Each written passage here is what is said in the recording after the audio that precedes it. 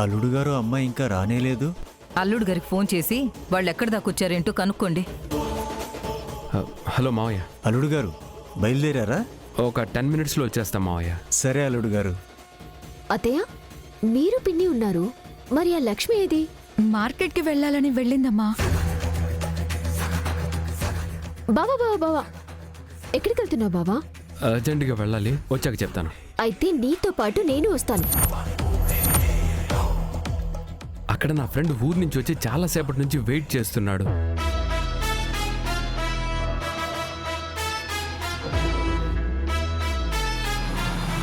లక్ష్మి, తొందరగా కారు ఎక్కు.